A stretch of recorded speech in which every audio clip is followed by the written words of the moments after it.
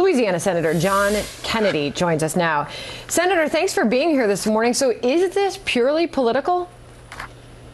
Well, I'm not, Senator, I'm not going to impute bad motives to my colleagues. I think a lot of people perceive it as political.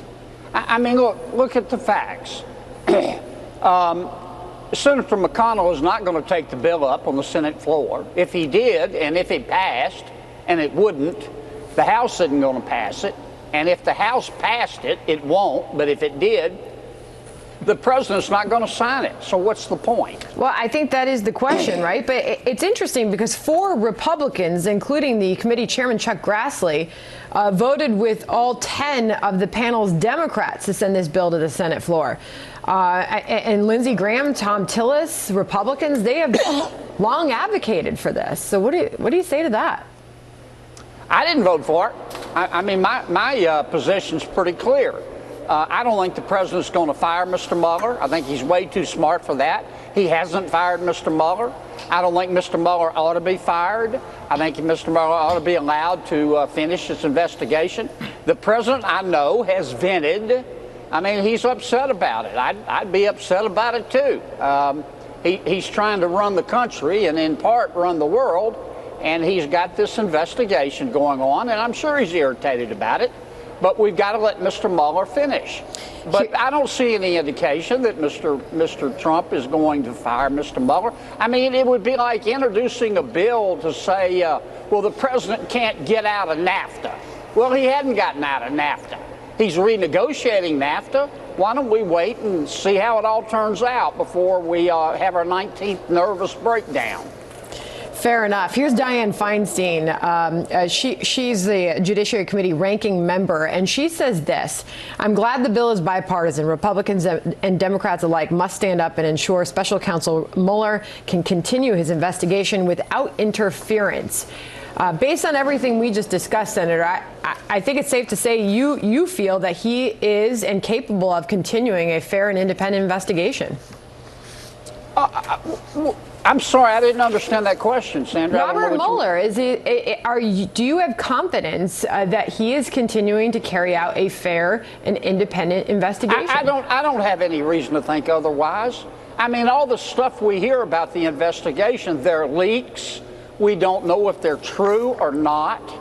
Mr. Mueller needs to be allowed to finish. We have a rule of law in this country.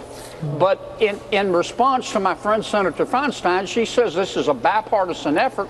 This is not bipartisan effort. This bill is dead as a doornail. Okay, it got out of Judiciary Committee, but it's not going to even be considered on the Senate floor. If it were to be considered, I don't think it would pass.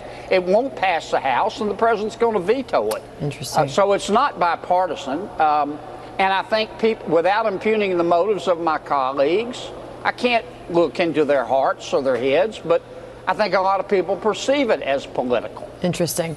Meanwhile, Senator, you have introduced a bipartisan bill on internet privacy. I know that this has been an issue you have been hot on. We talked to you through all the Facebook stuff. That you say that this is going to give users more control over what websites can do with their data. And we've got this latest Fox News polling on data privacy.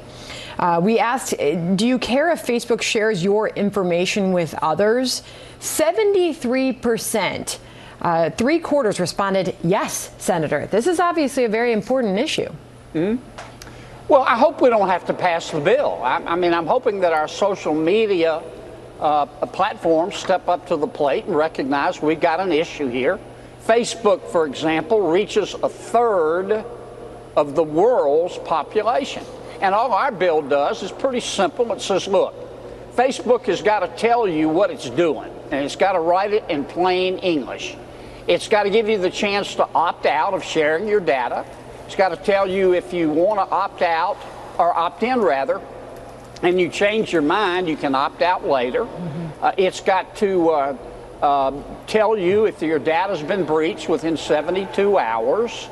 And it's got to present all this on the website so you can find it easily and understand it when you find it. Right now, to do all the stuff you need on Facebook, you've got to run all over hell and half of Georgia to find all the right buttons. It is definitely something many people are concerned. They're worried about it, and they're worried what's happening with their data and where it goes. So, but it's in Mr. Zuckerberg's court. He's very smart. We'll see. He knows the problem.